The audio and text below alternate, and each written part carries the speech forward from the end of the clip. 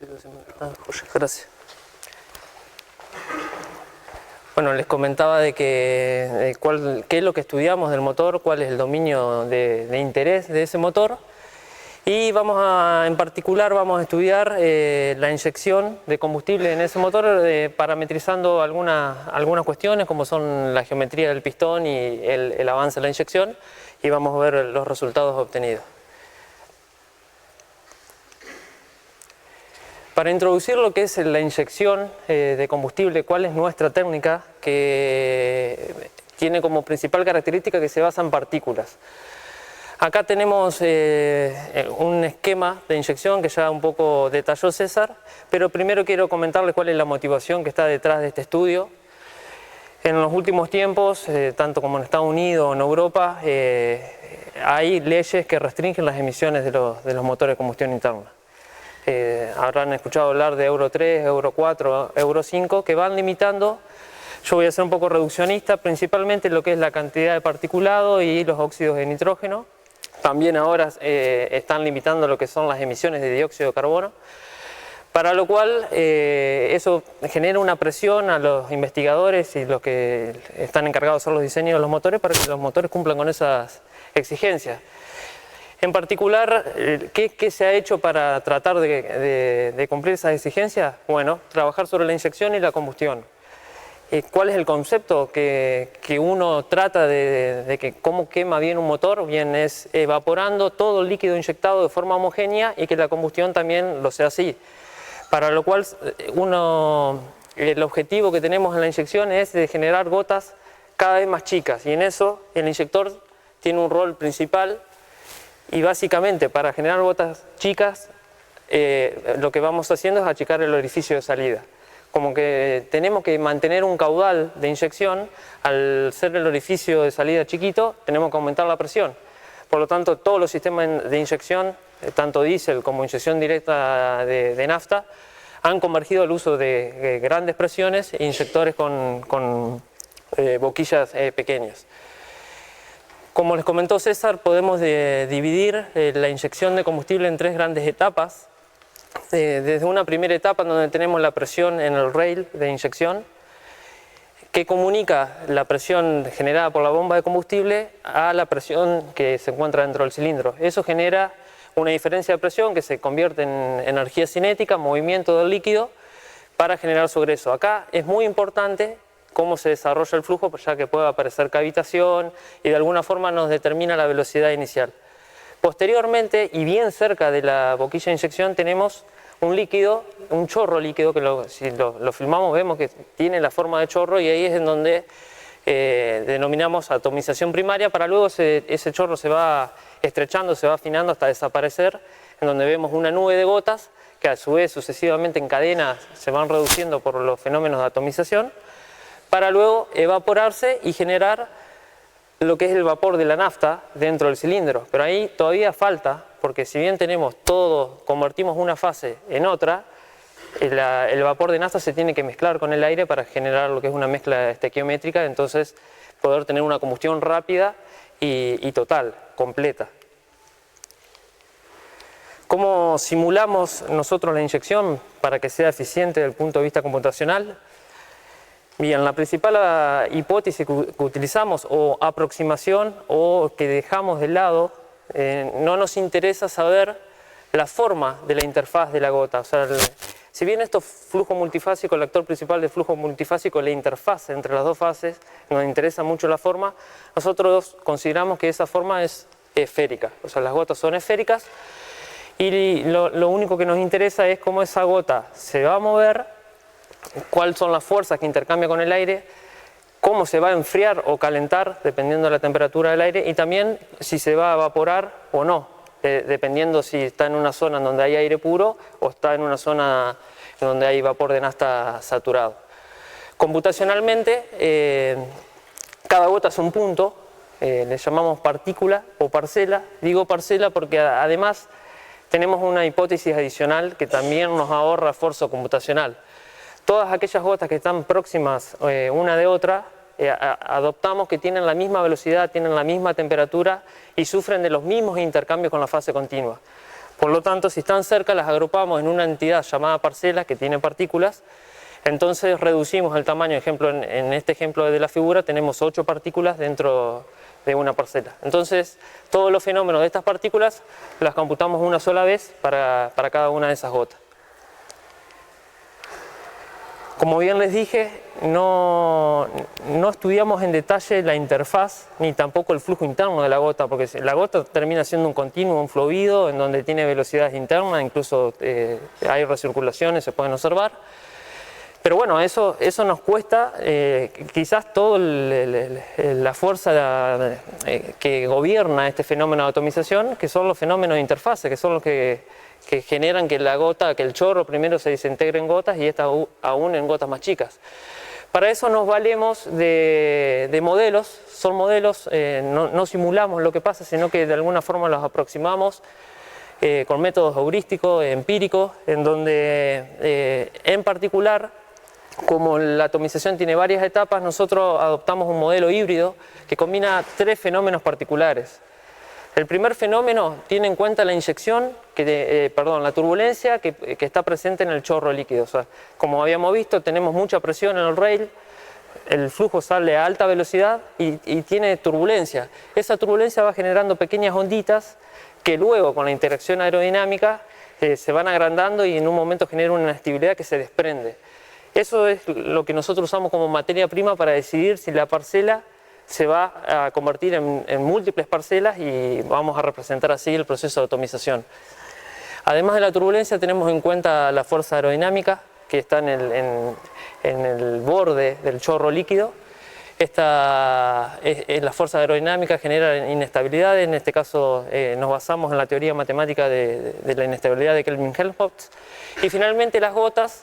Vamos a considerar también una inestabilidad que es dominante para las gotas en su intercambio de fuerza con el aire, que es que se generan unas pequeñas onditas en la parte posterior de la gota, cuando la gota se va frenando, ¿no? Cuando el líquido va más rápido que el aire, se generan unas pequeñas onditas por detrás de la gota y bueno, esta inestabilidad se llama Rayleigh-Taylor.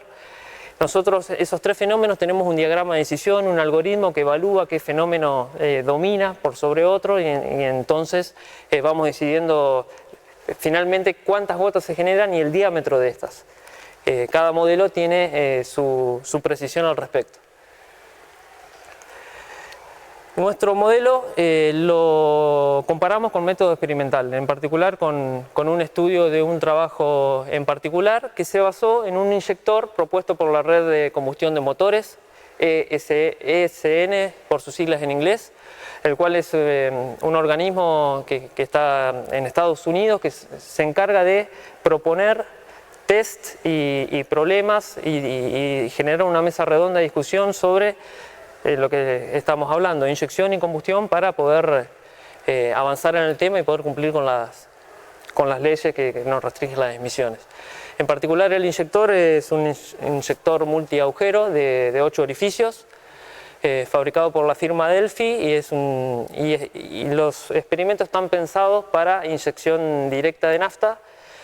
En particular el trabajo en que nos basamos, el trabajo experimental, estudia 3 condiciones diferentes de menor presión y temperatura a mayor presión y temperatura, pasando por una intermedia.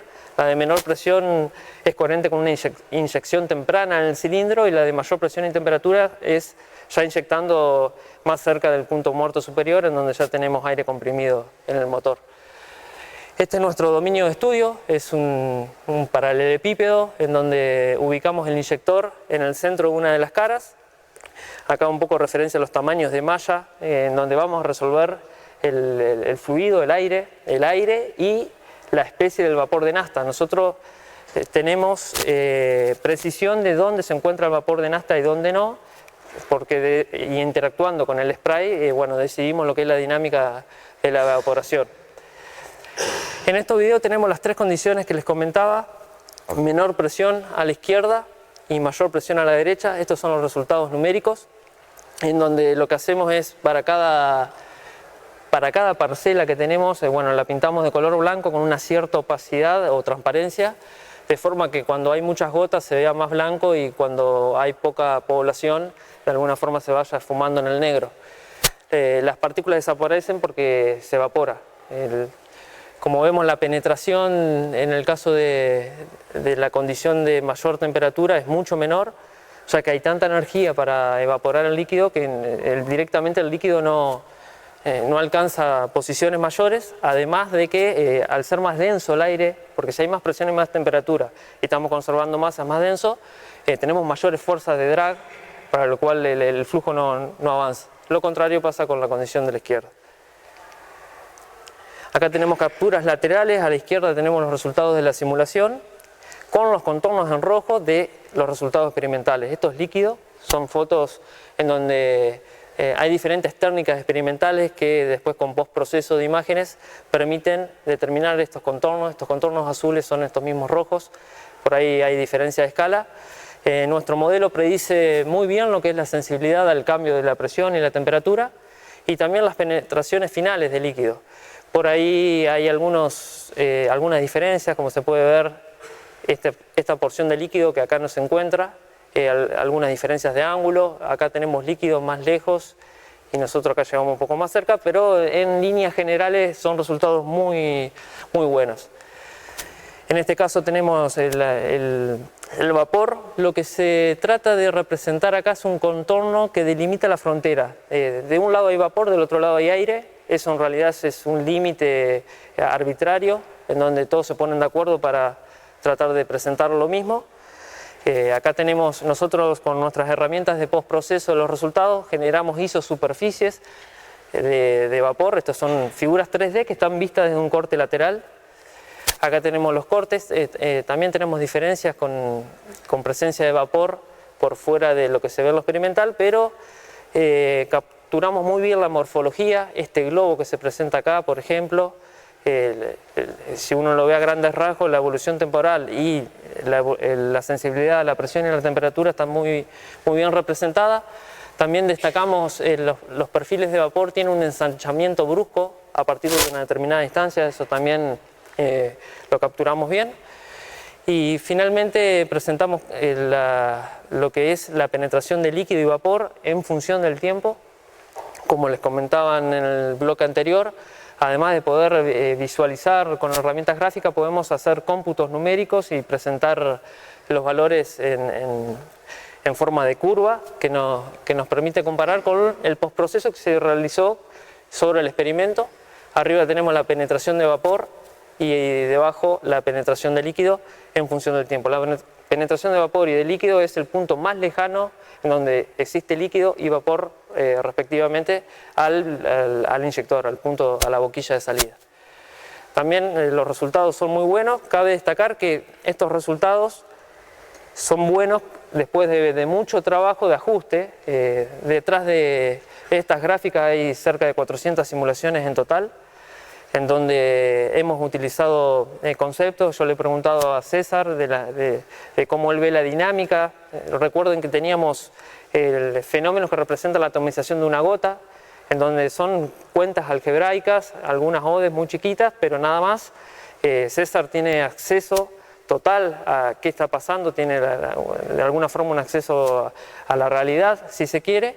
Entonces, de forma conceptual fuimos moviendo los parámetros de los modelos que representan la atomización para llegar a este acuerdo con 3 presiones diferentes para líquido y vapor con un solo set de parámetros. No es que cambiamos los parámetros para cada gráfica, sino que un solo set de parámetros nos permite ajustar para este rango. Por lo menos podemos asegurar eso. Bien, una vez teniendo definido una técnica relativamente confiable para la simulación de inyección, lo aplicamos en lo que es el estudio de este motor, un motor particular. Lo bueno de este motor que se diseñó y se desarrolló mayoritariamente en Argentina y Uruguay. En Uruguay porque su inventor es uruguayo. Particularmente CIMEC participó en el diseño de los colectores de escape, de admisión, también en estudios termomecánicos. Y después hubo gente que se dedicó a la inyección directa de nafta. Y bueno, gente que se dedicó al armado y a la puesta en marcha de este motor. Es un motor de pistones opuestos, prescinde de la tapa cilindro, por lo tanto todos sus elementos como árbol de leva, válvulas, etcétera, lo cual lo hace más liviano, menor mantenimiento, es más eficiente, pero bueno, cae en una época complicada, como les decía, de las emisiones, ya que al ser un motor dos tiempos, su mayor debilidad es la lubricación y el quemado de los hidrocarburos del aceite presente en el combustible.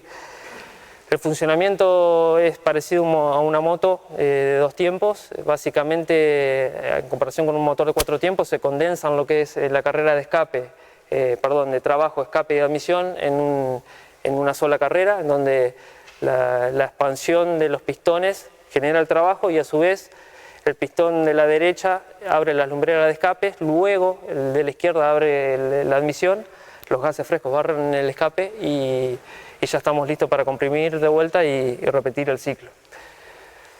Este es nuestro dominio de estudio. Nosotros simulamos el motor de atmósfera a atmósfera, simulamos qué pasa con el flujo dentro de los conductos. Tenemos volutas en donde se dispone una suerte de reordenamiento del flujo para que entre de la forma óptima al cilindro. Y el cilindro tiene cavidades que son lo que se talla en la cabeza del pistón, ¿no? Como los pistones se enfrentan y están muy cerca uno de otros, hay que generar un tallado especial para que ellos mismos generen lo que es la cámara de combustión. En particular de este estudio de inyección vamos a evaluar dos parámetros principales. Uno es la geometría de la cavidad del pistón. Vamos a proponer un modelo base que es el pistón sin tallado, o sea una cara plana, en donde la cámara de combustión equivalente básicamente es un cilindro, un círculo extrudado, una moneda. Después tenemos una cavidad esférica con una media caña en la punta para posibilitar ahí introducir la boquilla del inyector y también la bujía. Y otra cavidad que fue propuesta en base a cómo observábamos el flujo a priori que veíamos en las simulaciones fluidodinámicas. Y también vamos a estudiar qué pasa cuando tocamos el avance de la inyección, si inyectamos temprano, tarde. Y el análisis se va a hacer básicamente analizando la eficiencia de la evaporación del líquido y el mezclado del vapor. Esas dos cosas van a ser objeto de análisis cuantitativo. Un poco de detalle, parámetros del motor, 3000 RPM, algunas presiones y temperaturas propias del turbo. Este motor es turbo aspirado. Para la inyección utilizamos los mismos parámetros de este inyector que es test, el Spray G, que habíamos estudiado previamente, pero acomodamos el tiempo de inyección acorde a la cantidad de combustible que tenemos que inyectar en este motor. Y bueno, un poco el número de estadística de malla y de la simulación, 3 millones de celdas, número de partículas parcelas, 200.000. Simulamos aproximadamente del orden de medio grado por ángulo de cigüeñal, medio grado cigüeñal por cada paso de tiempo, o sea que hacemos 720 pasos de tiempo por vuelta. Y bueno, un orden de cuánto tardan estas corridas, menos de un día, utilizando 40 procesadores. Este es un video en donde muestra la carrera de compresión. A partir de un determinado momento generamos la inyección de las parcelas. Vemos cómo la inyección se modifica en lo que habíamos visto en la cámara debido al propio flujo que se encuentra dentro del cilindro. A la derecha lo que vemos son un indicador de cuánto vapor de nafta hay y qué tal mezclado es. No recuerdo bien el color, pero me imagino que en verde, si esto está todo verde, es que está perfectamente mezclado. Ahí tenemos zonas ricas, zonas pobres, y como el macro flujo giratorio va mezclando esa mezcla. Acá tenemos, le agregamos a esa gráfica una vista en planta con las líneas de corriente. Este es otro caso con una inyección más tardía, en donde vemos que dura poco el líquido. O sea, si inyectamos tarde tenemos más presión, más temperatura, se evapora enseguida. Vemos cómo el flujo generado por el ingreso de aire en los puertos domina el comportamiento de la inyección. O sea, uno puede diseñar un inyector para que salga para algún lado o que tenga algún direccionamiento, pero el flujo domina la dinámica. Otra toma en perspectiva, en donde vemos un poco el flujo de aire dentro y la misma simulación del video anterior. Y bueno, acá un poco de análisis de los resultados en función de los parámetros que habíamos propuesto. Esto es líquido, es una vista en planta del cilindro, de un corte transversal, en donde vemos que la cavidad del modelo base sin tallado tiene mayor cantidad de líquido, 18 grados previos al punto muerto superior, en donde esta cavidad que habíamos propuesto como optimizada, hay un poco de líquido en las paredes, pero casi totalmente extinto, un caso intermedio de la cavidad esférica. Acá tenemos el estudio del otro parámetro que estudiamos, el avance de la inyección. Arriba tenemos la inyección más temprana y debajo la más tardía. Es claro cómo el líquido penetra mucho más, incluso pega en las paredes cuando inyectamos temprano, porque no hay presión y temperatura que evapora el líquido ni que lo frene, pero tiene más tiempo para evaporarse, ya que bueno, la inyección fue temprana, y en el caso opuesto tenemos la evaporación instantánea, pero ya estamos cerca del punto muerto superior. Es un poco como sábana corta, o sea, inyectamos temprano, no evaporamos, pero si inyectamos tarde ya no nos queda tiempo. Esto es lo mismo vista en planta, un corte transversal del cilindro, pero ahora lo que vemos es la concentración relativa de isoctano. No utilizamos nafta, sino un reemplazo que se comporta de forma similar.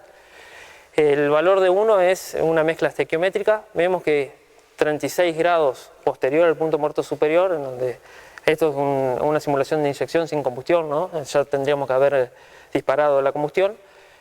Todavía tenemos zonas que no está mezclado del todo.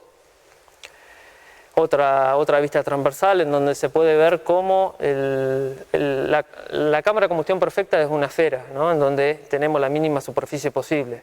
La peor es un cilindro de tapa planas.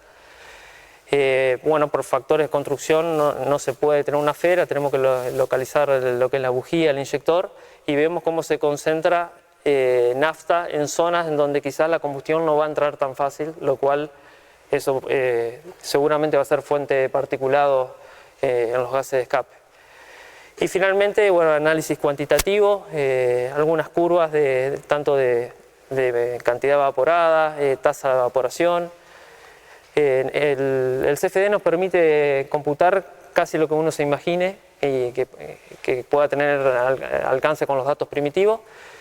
Acá tenemos lo que es el vapor en los bordes, que si uno tiene nafta en los bordes es posible que la combustión ahí sea fría, no sea muy buena, se extinga la llama antes. Entonces, bueno, de alguna forma todo este estudio nos llegó a algunas conclusiones. Es importante por ahí entender bien qué es lo sensible y no lo sensible cuando hacemos este estudio, y el CFD nos ayuda a eso. En este caso lo que vimos que manejaba el problema, el parámetro que domina el problema es el avance de la inyección. De nada sirve trabajar en la cabeza del pistón si no tenemos bien resuelto cómo vamos a inyectar. Sin embargo, pudimos obtener algunas conclusiones respecto de la forma del pistón. Sin duda el modelo de tapas planas es el peor, y bueno, los otros modelos tienen pros y contras que detallamos en las conclusiones. Bueno, esto es todo. Muchas gracias por su atención.